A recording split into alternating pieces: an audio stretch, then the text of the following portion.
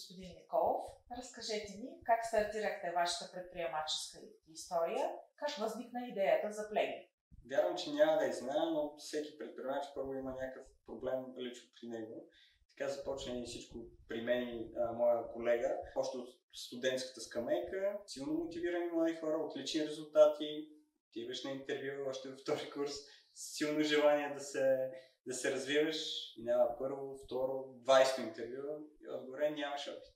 И си казваш, този опит няма как да го натрупам, разбира се, без някой да ми даде шанс. Предлагаш различни варианти, при които работиш без пари и само да ти даде шанс, но това отново не изиграва своя ефект. В крайна сметка, много трудно, аз работа си намерих, но чувството остана. Исках заедно с моя колега да направим нещо, което опита, особено на хора, които нямат опит, отстъпва пред уменията. Това нещо може да стане именно чрез инструмент, който оценява умения.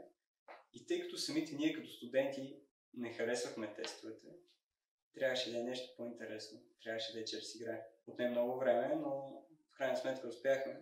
Но тогава, още в студентските години, го разписахме като студентски проект. Преподавателя каза, това е много хубаво, но бизнес няма да стане. По-голяма мотивация от това не съм получавал, защото спечелихме състезания, създадохме екип и 5 години по-късно инвестиционни фондове инвестираха в нас.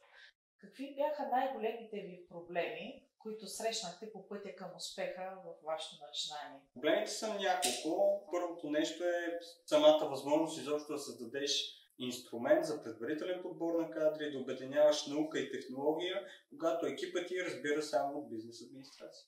Невъзможно е без да събереш първо екип. Така да се каже, като имаш екип в техническата част, убедиш по някакъв начин преподаватели и хора с познанията в науката, невронауки и психометрия, т.е.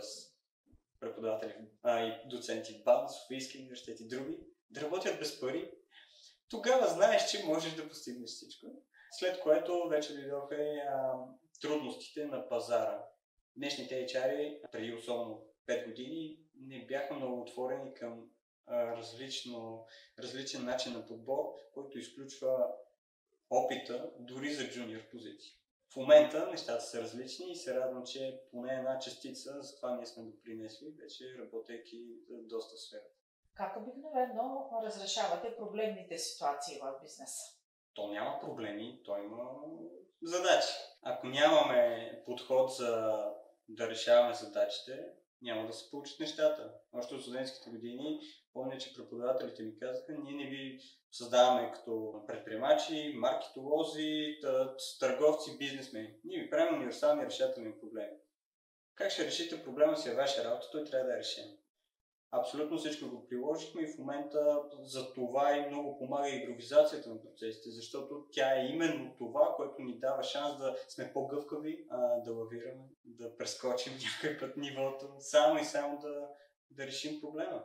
Няма как да стане по друг начин. Вече чухме за някои от ключовите качества. Какви още трябва да притежава предприемач, за да се справи с проблемните ситуации, които разбрахме, че са възможности всъщност? Всичко казах, че по някакъв начин тръгна от тип предизвикателство. Това няма как да стане. Ако един човек, който се занимава с предприемачество, няма страст, няма силно желание да счупи, така да се каже, предразсъдъците, че нещо няма как да се получи, то наистина няма да стане. Така че през цялото време с екипа ми, щом 5 години сме правили, само сме влагали в продукт, който всеки е казал, че това няма да стане. Значи сме намерили доста си в себе си, за да се борим това.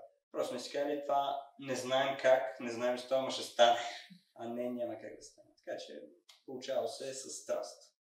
Благодаря ви.